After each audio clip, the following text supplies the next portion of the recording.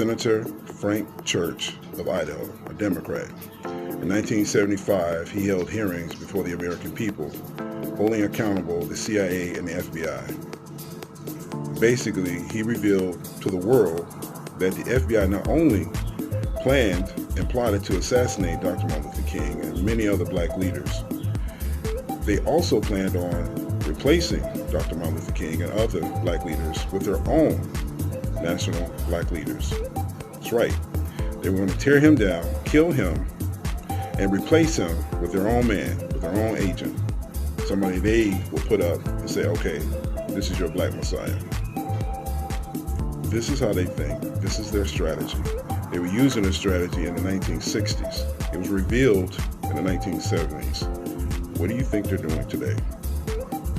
Nothing has changed. Their strategy actually worked. They did tear down Dr. King's organization. They did murder not just him, but his mother and his brother. They did kill Malcolm X, or El-Hajj Malik El-Shabazz. They killed various members of the Black Panthers. It goes on and on. There's no reason to believe that they're not still doing the same things today. They are. Your black organization, your black group that's based in the United States has been co-opted, taken over, infiltrated by the United States intelligence community. In some cases, the entire group was created by U.S. intelligence.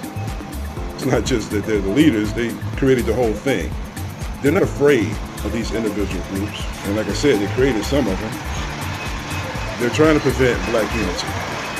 And if you doubt what I'm saying, go and listen to the Senate Select Committee 1975. And you'll see, the greatest threat is not these individual groups. It's all the groups coming together under one notion of identity. That's their greatest threat. They will not let the black community in the United States come together as one to become a political force that can threaten the existing power structure. The information is out there for you. All you have to do is just go look. And when you understand that, you will get out of these groups. That's right. I'm not telling you to stop believing what you believe, at least not right now. But the first step toward safety is get out of these groups. Get out of these groups, and if you feel like you are in danger, you need to pack your bags and you need to leave. Really. It doesn't have to be Africa. I always promote Africa because for black people, it's the best place to be. But pick any place.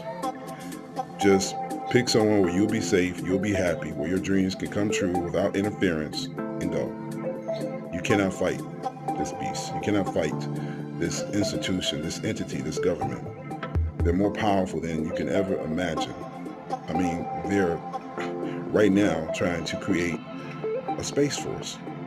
Yeah, like an air force, they're trying to create a space force. They're not trying to, they're going to. It's already been decided. They're going to send men and women into space to fight. Fight home. Yeah. So, just leave. Do not risk your lives. Do not risk the lives of your children, of your spouses. Just go.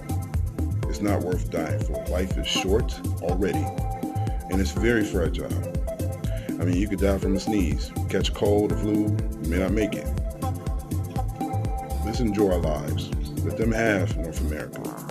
I mean, you can't stop them from doing what they're doing, but you can control where you live, control the society that you choose to live in. So I encourage you to move around, find a good place for yourself. Stop fighting these people. You'll never win. A lot of people have been fighting them for 400 years. Just walk away. There's no shame in walking away. Every general, whenever they decide to fight, they always make a plan for retreat. Every general, every effective general. And that's how I encourage everyone to think. Retreat. You're not going to win. They are far too powerful, and they've been doing it for too long. Some of you are just waking up to what's going on. They were doing this before some of your parents were born, before I was born, and I'm 47. They were doing all this before I was even thought of. So give my words some careful consideration, and I'll see you in the next video.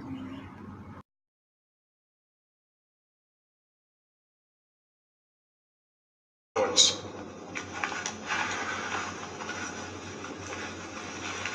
In its effort to reduce Dr. King in influence, to take him off his pedestal, and to